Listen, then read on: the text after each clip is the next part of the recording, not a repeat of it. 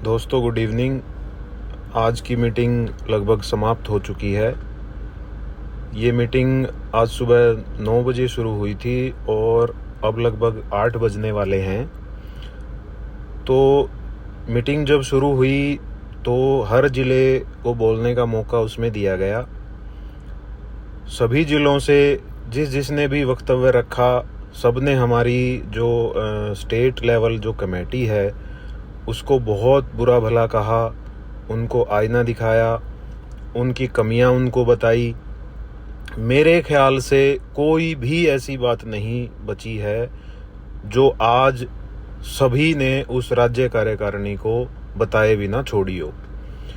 बहुत कुछ कह दिया, अगर मतलब इतना कुछ कह दिया कि शायद उन लोगों के रोने में कोई कसर नहीं रही।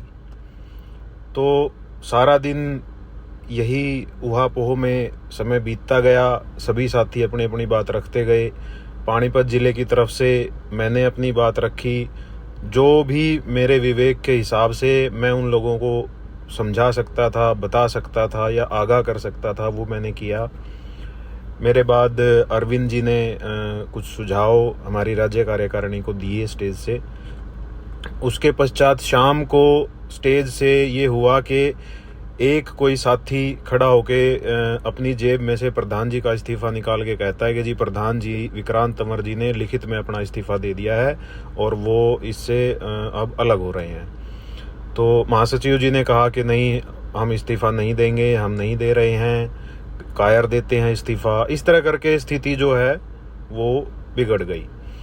उसके बाद स्टेज से एक किसी और साथी ने ये अनाउंस कर दिया कि पूरी की पूरी राज्य कार्यकारिणी को भंग कर दिया गया है और आज से अभी से ये राज्य कार्यकारिणी भंग है और हम दूसरी कार्यकारिणी को इसकी जगह पे बनाएंगे। उसके पश्चात फिर क्या हुआ कि ये निर्णय हुआ कि जो सभी हमारे 22 के 22 ज़िले हैं, उनके जो ज़िलों के प्रधान हैं वो लोग एक अलग से जाएं, अलग से मीटिंग करें और अपना निर्णय जो है वो कागज़ के ऊपर लेके आएं कि राज्य कार्यकारिणी के संबंध में सबका क्या निर्णय है। तो पानीपत ज़िले की तरफ से मैं यहाँ मौजूद था, तो मैंने पानीपत ज़िले की तरफ से आप सबकी तरफ से ये सजेशन उनको दिया कि मैं ये चाहता हूँ कि अगले 3 महीने के लिए शर्मिला हुड्डा जो रोहतक से हैं और प्रधान विक्रांत, इन दो के अलावा सारी की सारी जो राज्य कार्यकारिणी है उसको भंग कर दिया जाए और नए चेहरों को उनकी जगह पे ला दिया जाए। देखो, मैं चाहता तो मैं विक्रांत का नाम भी हटाने वालों की लिस्ट में शामिल कर सकता था, क्योंकि मैं सिर्फ शर्मिला हुड्डा के वक्तव्य से और शर्मिला हुड्डा के एक्ट से जो उसका दिखता है, मैं उसी सिर्फ एक उस फीमेल के एक्ट से मैं सहमत हूं जो कि जी जान से इस संगठन में लगी हुई है। उसके अलावा मेरी सहमति किसी भी आदमी पे नहीं है। लेकिन एक विक्रांत तंवर को मैंने इसलिए उसका नाम लिया क्योंकि सरकार से बातचीत ये लोग करके आए हैं। अगले 3 महीने के दौरान इन लोगों को भी बहुत कुछ करना होता है भाई। सरकार को अपने जो एक कमेटी बनेगी उसके लिए 2 नाम इन लोगों ने देने हैं। कोई सरकार की तरफ से बात आएगी, कुछ पूछा जाएगा तो इन लोगों को पूछा जाएगा। एकदम से सब कुछ एक तरफ करके और नए चेहरों को लेके आना, वो भी एक बहुत गलत डिसीजन होता।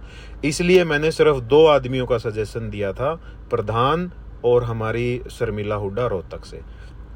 इसके अलावा सभी जिलों ने अपने अपने सजेशन दिए, उसको कागज़ पे लेके आए।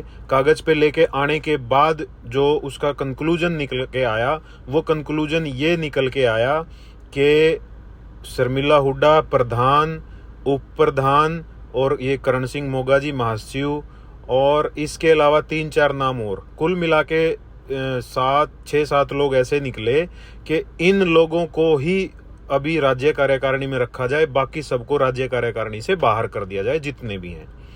तो वो कागज़ के ऊपर जैसे ही वो बात आई तो सभी उस चीज़ पे सहमत थे। सब ने कहा भी ठीक है, ये डिसीजन जो निकल के आया वो सही है। लेकिन इसमें और मेरे अलावा किसी ने ये नहीं कहा कि इनकी टाइमिंग कितनी होगी। मैं अकेला ऐसा था, मैंने उनको ये कहा कि हम इनको 3 महीने का समय देंगे जी। अगर 3 महीने में ये लोग कोई ठोस निर्णय सरकार से करवाते हैं।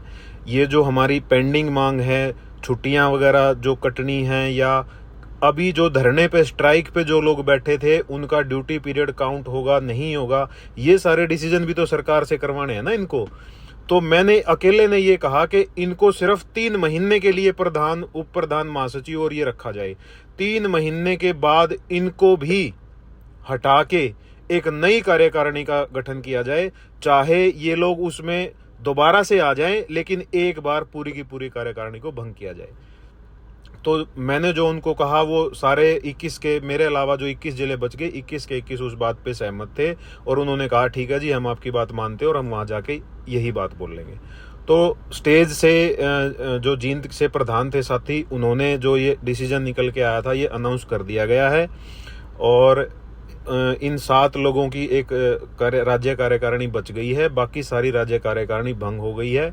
अभी हमें ये कहा गया है कि आप हर जिले से राज्य कार्यकारिणी के लिए एक नाम दीजिए और वो नाम कल तक हमने देना है, और जैसे ही वो 22 वो नाम आएंगे वो राज्य कार्यकारिणी में शामिल किए जाएंगे, उन लोगों से राज्य कार्यकारिणी बनेगी। उसके अलावा जो हमारा स्टेनो एसोसिएशन है, उस एसोसिएशन से पूरे हरियाणा के 22 जिलों में से एक नाम स्टेनो में से लिया जाएगा। ऐसे करके ये 23 लोग जाएंगे राज्य कार्यकारिणी में। तो ये नाम हमें बोला गया है कि ये कल शाम तक देना है। तो इस पे हमारे महासचिव अरविंद कौशिक जी और आप में से जो बुद्धिमान साथी हैं वो बातचीत करें और कल शाम तक ये निर्णय लेके आए कि हम किसको राज्य कार्यकारिणी में भेज रहे हैं। उसके अलावा अभी मीटिंग हाल फिलहाल के लिए ख़त्म हो गई है, कोई और निर्णय अभी नहीं होना है। और अभी कुछ लोग जो बातचीत कर रहे हैं वो अपनी पर्सनल डिस्कशन उन लोगों का चल रहा है माइक के माध्यम से। तो अभी मीटिंग समाप्त करके मैं यहाँ से निकल रहा हूँ। सभी साथियों को नमस्कार, थैंक यू।